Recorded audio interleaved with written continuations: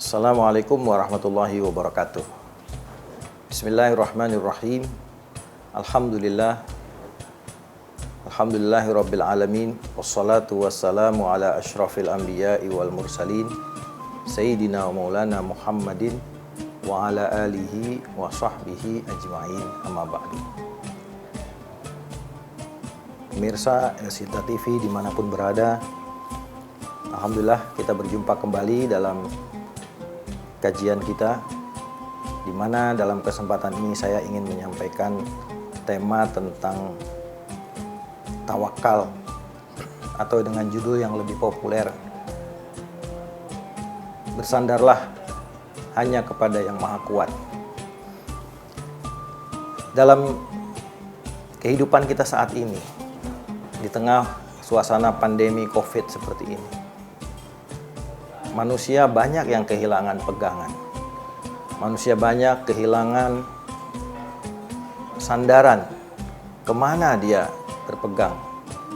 Karena di dalam situasi seperti ini, banyak ketidakpastian, banyak pertanyaan-pertanyaan. Kita belum selesai berdebat tentang COVID itu ada atau tidak. COVID itu murni atau konspirasi. Vaksin itu bahaya atau tidak. Belum selesai kita berdebat di situ. Tapi penyakit ini terus menyebar dan menjangkiti saudara-saudara kita. Dan ini semua menyebabkan satu situasi di mana orang mencapai satu titik kebingungan, ketidakjelasan, butuh pegangan, butuh sandaran. Manusia dalam hidupnya memilih sandaran-sandaran di dalam menopang kehidupannya. Ada yang bersandar kepada sains dan teknologi. Mereka percaya betul bahwa sains dan teknologi bisa menyelesaikan semua urusan, bisa menjawab semua kebutuhan, bisa menghasilkan apa yang mereka harapkan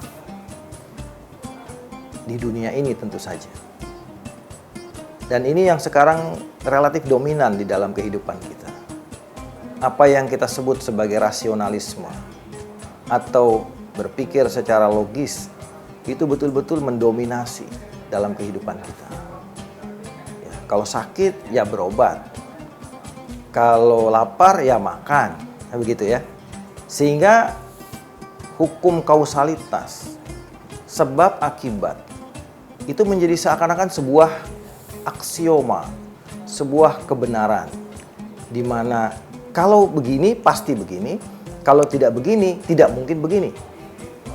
Ini yang disebut di dalam kajian akidah sebagai as-sabab wal musabbab, atau dalam bahasa Indonesia disebut sebagai sebab dan akibat. Atau kalau kita mengenal dalam kajian filsafat, kita mengenal dalam hukum kausalitas. Nah, manusia ketika mengandalkan hukum kausalitas, maka dia akan begitu percaya kepada apa yang dia sebut sebagai sabab. Obat dianggap sebagai sebab kebutuhan, sebab kesembuhan. Karena itu, ketika dia sakit, dia berburu obat. Ya. Kemudian makanan dianggap sebagai jawaban daripada lapar. Air dianggap jawaban sebagai haus. Sehingga begitu lapar, cari makan. Begitu haus, cari minum. Nah, ini begitu kuat pemikiran kausalitas ini dalam kehidupan kita. Apakah salah? Tentu tidak seluruhnya salah. Karena memang sebab akibat itu juga bagian daripada sunnatullah. Juga bagian daripada kebiasaan yang Allah jadikan kepada alam ini. Ketika api terbiasa membakar, maka dihukumilah dalam ilmu alam, hukum alam, atau ilmu pengetahuan alam, sifatnya api adalah membakar. Dan itu terjadi dari mulai sejak adanya api sampai hari ini, api selalu membakar. Sehingga seakan-akan antara api dan membakar adalah sebuah kesatuan yang tidak bisa dipisahkan. Begitu takutnya orang untuk terbakar, sehingga orang takut untuk mendekati api. Ini tidak salah, karena ini Allah sudah ciptakan hukum-hukum yang ada. Tapi sebagai orang beriman, tentu saja keyakinan ini bisa dipertanyakan. Kenapa? Karena kausalitas, sebab akibat, hanya menempatkan sebab sebagai yang memberikan akibat satu-satunya, bukan yang lainnya. Padahal orang beriman, kita percaya adanya Allah Subhanahu wa Ta'ala. Innallaha ala kulli syai'in qadir. Allah itu maha kuasa atas segala sesuatu.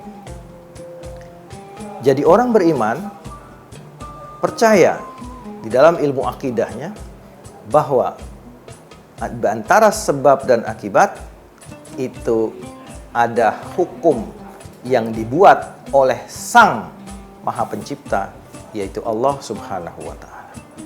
Antara api dan membakar, bukan karena apinya yang punya kekuatan membakar, tapi karena api diberikan kekuatan membakar oleh yang Maha Menciptakan alam semesta ini. Begitu juga yang lainnya. Karenanya kita perlu mengenal siapa yang mengendalikan semuanya, sehingga kita tidak terjebak pada pandangan pendek tentang sabab, padahal ada yang disebut dengan sebab al-musabbibul asbab, yang memberi sebab dari semua sebab, yaitu Allah Subhanahu wa Ta'ala, yang kalau diberikan dalam istilah filsafat Yunani disebut prima causa, yaitu sebab yang pertama, di mana semua akibat atau semua sebab lahir dari sebab yang pertama ini. Inilah landasan yang banyak dipercayai orang sampai hari ini, yaitu bagaimana terjadinya cara berpikir sebab dan akibat. Kita lanjutkan setelah segmen berikut.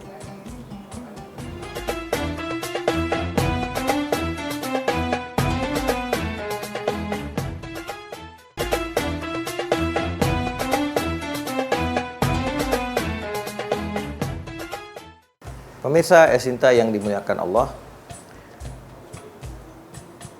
selain kepercayaan kepada sebab dan akibat, ada lagi fenomena yang kita lihat di masyarakat, yaitu percaya kepada apa yang disebut dengan ramalan-ramalan. Ini diyakini bukan oleh orang yang kita anggap tidak berpendidikan. Sering kita kadang-kadang dengan jumawa mengatakan, yang percaya begitu orang yang tidak sekolahan, orang yang tidak berpendidikan. Ternyata kalau kita buka di situs-situs yang atau di televisi sekalipun yang bergengsi, di koran-koran yang bergengsi, ada rubrik yang namanya zodiak, rubrik yang namanya horoskop, rubrik yang namanya weton dan sebagainya, primbon, ada juga yang namanya sio dan sebagainya. Itu masih dinikmati sampai sekarang. Bahkan kalau kita scrolling kadang-kadang di media berita itu, ya, 4 zodiak yang paling ini, 4 sio yang paling sukses. Ini merupakan bagian daripada kepercayaan-kepercayaan kepada ilmu-ilmu yang ditemukan oleh para leluhur, yaitu ilmu yang menyelaraskan antara alam dengan manusia, dan kemudian menyimbolkan hubungan-hubungan itu dalam satu simbol-simbol. Maka muncullah istilah zodiak, sio, weton, primbon, dan sebagainya. Kita sebagai orang beriman tentu saja menerima bahwa itu memang ada, kepercayaan itu ada. Yang perlu kita garis bawahi adalah kita tidak boleh mengandalkan hal itu sebagai sumber kebenaran. Seorang mukmin, dia harus menyandarkan kebenaran kepada yang maha benar, kepada yang tidak diragukan kebenarannya, kepada kitab suci yang tidak diragukan kesuciannya, yaitu Al-Quran, dan manusia yang menyampaikan risalah, manusia agung yang bernama Rasulullah Sallallahu Alaihi Wasallam. Inilah rujukan kita. Kita saksikan bahkan di dalam Quran sendiri dikatakan ada hari yang baik, ada hari Jumat misalnya. Rasulullah juga banyak dalam sebuah hadis-hadis mengatakan tentang hari yang baik dan hari-hari yang beliau sukai. Rasulullah menyuruh misalnya kita untuk mencukur rambut, gunting kuku itu di hari Kamis. Rasulullah berdoa, Allahumma barik li ummati fi bukuriha wa yaumil khamis.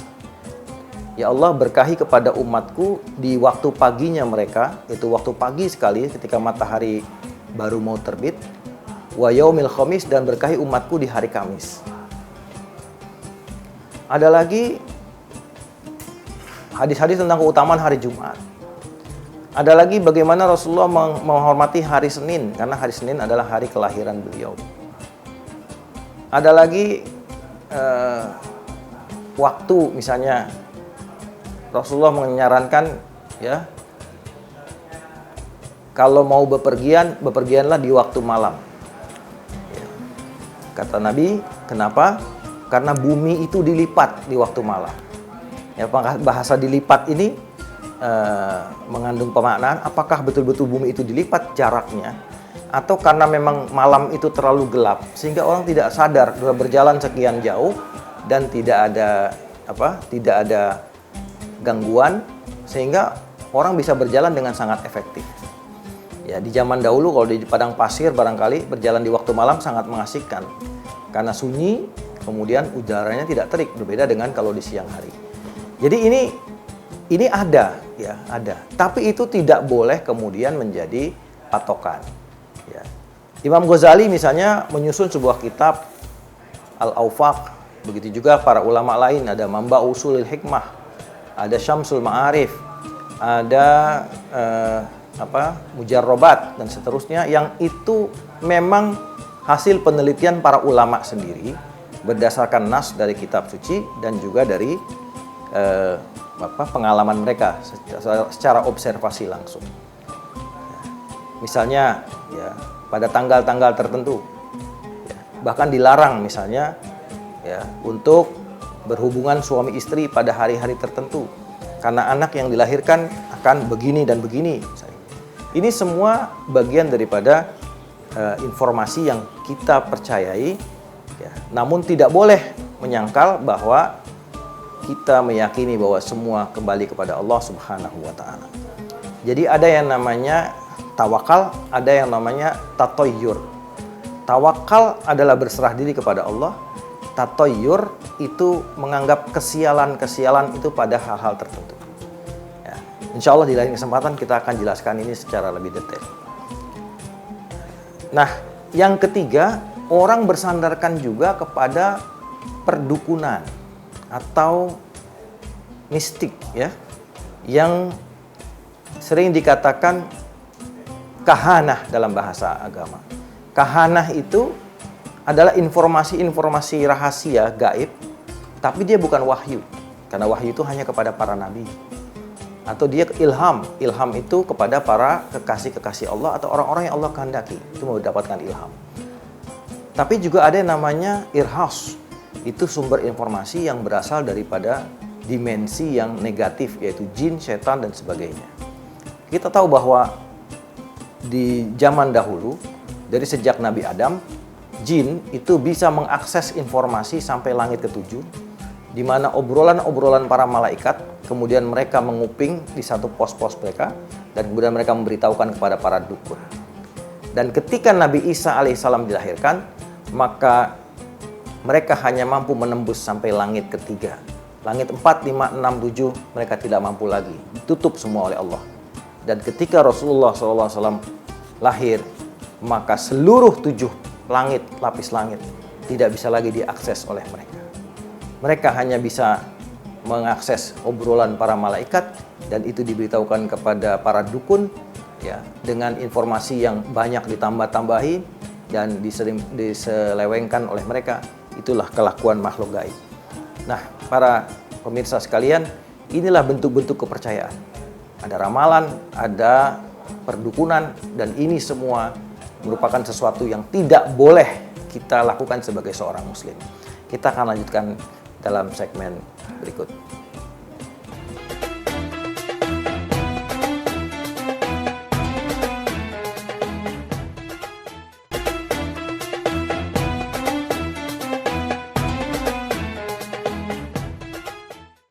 Pemirsa Asita TV yang berbahagia, bagian ini saya akan menjelaskan tentang tawakal. Tawakal adalah konsep dalam Islam, di mana tawakal berakar kata daripada wakala, waw, kaf, dan lam. Waw, kaf, dan lam dalam bahasa Arab itu artinya menyerahkan urusan. Maka ada namanya wakkala yuwakilu, menyerahkan urusan. Menyerahkan urusan dalam perjual beli, ya, saya mewakilkan. Menyerahkan urusan dalam perdagangan, menyerahkan urusan dalam berbagai urusan, termasuk dalam akad nikah sekalipun bisa. Pengantin itu, ya, diwakili oleh orang yang, atau wali itu kebanyakan pada walinya, bukan pengantinnya. Wali, kalau pengantin nanti bisa akadnya bisa berubah kepada si yang wakilnya, ya. Jadi wakil itu adalah orang yang diserahkan urusan. Wakil.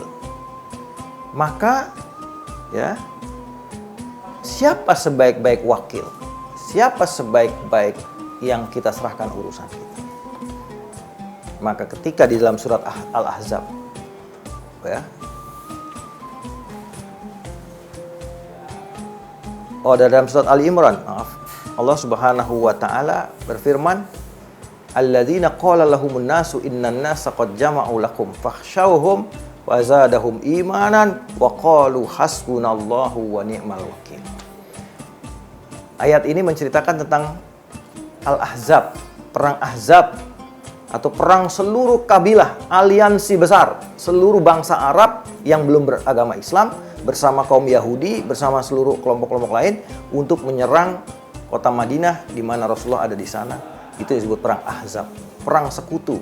Kalau kayak kita sekarang perang aliansi, ya, aliansi bersama misalnya, seperti yang dibikin oleh Amerika biasanya begitu. Nah, di dalam perang itu kaum muslimin dikepung di tengah kota Madinah dan dikenal juga sebagai perang Khandaq, karena di dalam menyambut kedatangan mereka, kaum muslimin membuat parit, ya, yang tingginya tidak bisa kuda itu turun, bisa naik lagi. Kemudian lebarnya adalah sekian puluh meter, sehingga kalau kuda itu masuk ke sana, dia tidak bisa lagi kemana-mana. Jadi ini adalah strategi perang yang dicetuskan oleh seorang sahabat yang bernama Salman Al-Farisi radhiyallahu anhu. Pada saat itu, berita kedatangan aliansi besar, ya, mereka itu sampai kepada kaum muslimin. Dan orang-orang munafikin yang ada di kota Madinah membisikkan, ya, spirit ketakutan kepada kaum muslimin. Alladzina qala lahumun nas, yaitu mereka orang-orang munafik yang berkata, ya, kepada kaum muslimin, ya, orang-orang mukminin yang mereka berkata kepada mereka orang-orang, yaitu orang munafikin, innan nasa qad jama'u lakum. Orang-orang ini sudah berkumpul semua nih, sekutu besar untuk menyerbu kita. Fakhshawhum, maka takutlah kepada mereka. Artinya nyerah saja, orang Islam jangan ngelawan, konyol, mati konyol. Tapi apa yang terjadi? Fazadahum imana, maka justru hal itu menambah keimanan para sahabat, para kaum muslimin di kota Madinah pada saat itu. Wa qalu, dan mereka berkata, hasbunallahu wa ni'mal wakil. Cukuplah bagi kami Allah, dan Allah adalah sebaik-baik wakil yang diserahkan urusan kita. Kita bisa menyerahkan urusan-urusan kecil dalam urusan dunia. Tolong belikan ikan di pasar, ya. Tolong ambilkan pesanan saya. Tolong antarkan ini, tolong ini, itu namanya wakil. Tapi wakil dalam urusan-urusan yang sepele tidak masalah. Tapi ketika semua sumber keselamatan, kebahagiaan, maka wakil kita adalah ni'mal wakil, yaitu sebaik-baik wakil, sebaik-baik yang kita serahkan semua urusan kita, yaitu Allah Subhanahu wa ta'ala. Disinilah esensi tawakal. Jadi tawakal itu menyerahkan semuanya. Nah, kapan tawakal itu dilakukan? Apakah langsung berdiam diri? Udah, saya nggak usah kerja, saya tawakal aja. Allah udah menjamin rezeki saya. Kalau saya di rumah, kalau ada rezekinya pasti datang ke rumah kok. Apakah begitu? Saya nggak usah belajar, saya di rumah saja. Kalau Allah mau takdirkan saya pintar, saya akan pintar kok dengan sendirinya. Tidak. Karena Islam menempatkan tawakal itu setelah apa yang disebut dengan ikhtiar, usaha, effort, kasab, ya. Apa yang ingin dicapai. Karena manusia oleh Allah sudah diberikan otak untuk berpikir, diberikan badan yang sehat untuk bekerja, diberikan tangan, kaki, jari dan semuanya yang lengkap untuk bisa melakukan apa saja yang bisa dia dia tentukan. Dan ini adalah modal yang Allah berikan kepada manusia. Tentu, buat apa Allah memberikan modal kalau Allah tidak menyuruh kita berusaha? Modal ini dipakai untuk usaha. Karena itu, kalau kau mau pintar, kau harus belajar. Kalau kau mau kaya, kau harus bekerja, berniaga. Kalau kau mau sukses, kau harus berkarya, dan seterusnya. Sehingga di situ manusia akan berikhtiar dengan semaksimal mungkin. Bagaimana dengan COVID? Ikhtiar kita apa? Ikhtiar kita adalah protokol kesehatan. Pakai masker itu ikhtiar kita. Kenapa? Karena kita tahu di sekitar kita banyak virus. Kalau kau mau sehat, ya pakai masker. Kalau kau mau berani resiko, ya silakan buka masker. Begitu. Kemudian juga mencuci tangan, karena kita bisa menyentuh benda-benda yang kotor. Kemudian menjaga jarak, karena jarak yang dekat itu bisa terjadi transmisi penularan virus. Ini adalah ikhtiar. Ikhtiar, dan pemerintah melakukan PPKM dan sebagainya, semuanya adalah ikhtiar. Nah, yang penting setelah ikhtiar, kita bertawakal, serahkan kepada Allah. Ikhtiar itu usaha, tawakal itu menyerahkan hasilnya kepada Allah. Allah menyuruh kita berusaha, tapi Allah tidak menyuruh kita untuk memaksakan hasil. Walaupun seringkali hasil tidak pernah mengingkari usaha, tapi tidak selamanya hasil itu persis sama seperti yang kita usahakan. Makanya orang beriman, kalau dia sudah berusaha, mengkalkulasikan, merencanakan, mengorganisasikan dengan baik, tapi hasilnya tidak menggembirakan, mereka akan segera kembalikan ini semua kepada Allah Subhanahu wa Ta'ala. Ya Allah, kami telah berusaha, kami telah berikhtiar, kami telah serahkan semuanya kepadamu. Apa yang terjadi pada kami adalah bagian daripada kehendak-Mu. Kami ridho, kami ikhlas untuk menerima segalanya. Itu bedanya. Beda dengan orang-orang di negara maju. Ya, di negara maju, ya kadang-kadang kita kenal di negara-negara tertentu, mereka begitu detail memperhitungkan segala sesuatu, dari perencanaan, pengorganisasian sampai hasil. Nah, karena tidak ada faktor Tuhan di situ, ketika perencanaannya sangat perfect, pengorganisasiannya sangat perfect, ketika hasilnya tidak sesuai harapan, apa yang terjadi? Harakiri, bunuh diri. Apa yang terjadi? Bunuh diri, gantung diri, dan sebagainya. Kenapa? Karena mereka tidak pernah menemukan faktor Tuhan di dalam diri mereka. Sehingga mereka menganggap usaha itu dari mereka, hasil itu dari mereka, dan semuanya mereka yang menentukan. Padahal yang menentukan adalah Allah Subhanahu wa Ta'ala. Mudah-mudahan pengajian kita kali ini membawa pencerahan kepada kita. Ya, apa yang dapat saya sampaikan kali ini sedikit, mudah-mudahan bermanfaat dan bisa kita jadikan perbaikan dalam kualitas kehidupan kita. Semoga Allah mudahkan segala urusan kita, dan Allah selamatkan dan jaga kita semua, dan selamatkan negeri ini semua dari wabah yang pandemi yang sedang terjadi, dan juga Allah hilangkan segera pandemi dari kita. Amin ya rabbal alamin. Walafu minkum, wallahu muwaffiq ila aqwamit thoriq. Wassalamualaikum warahmatullahi wabarakatuh.